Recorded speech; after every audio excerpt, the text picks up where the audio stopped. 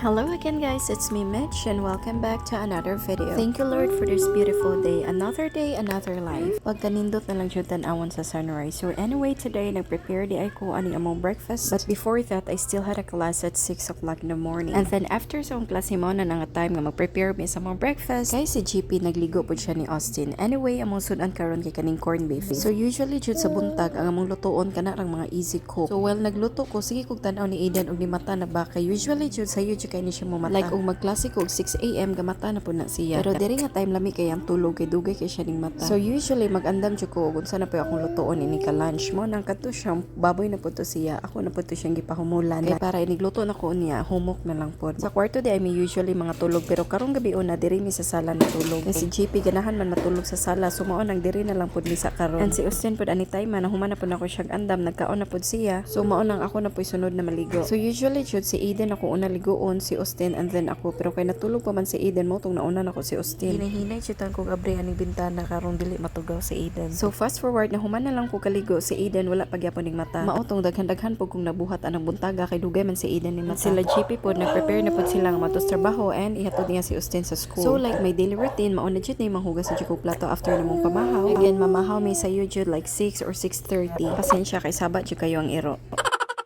Imbis kay na voice over ko, na voice over po ang iro sa kasaba. So there was si Austin na nutbrush ako po nag-andam ko ani sa akong mga labhonon na pod. Another day, another labhonon. Kay like I mentioned in my previous video, di ko ganahan na magtapok akong mga bulingon. So mo nang everyday di ko manglaba. There around 7:15 usa pa si Aiden ning mata. And fast forward nang hinlo na po ko atong time and nag-spray sa carpet and diri sa mong balay. So magkadol time sa ni Aiden kay ani nga time na human naman po ko panglaba. Nahuman na po nako si Aiden pakaon and paligo. So mao nang mama and baby time sa pod. Kay after ani magklase naman po ko, so mao nang mo spend time ko always ni Aiden before ko magklase. Thankful po ko kaayo ni Aiden kay bisan nang magklase ko dili gyud siya magsinamo. Like inigsud gani niya sa kwarto nagayaw-yaw ko gatubang sa akong laptop mo gawas sa pud na siya nakasabot pud siguro siya nga nanginabuhi ang akong mama.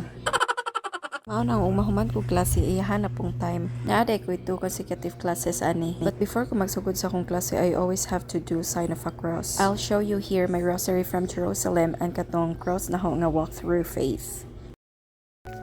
I have here my rosary. Ihatag niya siya sa panting ni GP. Ihatag niya siya sa Jerusalem. Atong Saint Paul. Look at that.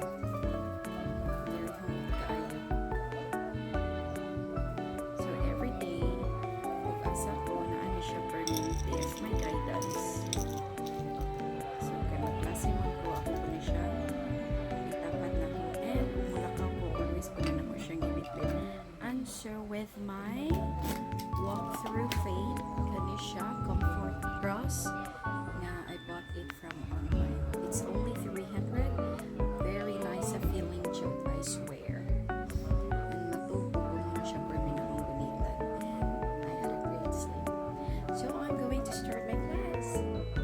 Fast forward na human ako sa akong klasian, nagluto na po ko sa mong lunch karon. And tatao di uli na po si Austin from school kay 12 noon na ni siya ani nga time and mag-lunch na po siya. Nagluto lang po ko popcorn ana kay snacks ni Austin. And wala ko kay bawo nga kaning bata ganahan po di ay mukaon og popcorn. So mao tong nag-share na lang sila duha sa iyang kuya. Anyway, that's all for today guys. Thank you so much for watching. Till the next video. Have a great day. Bye bye.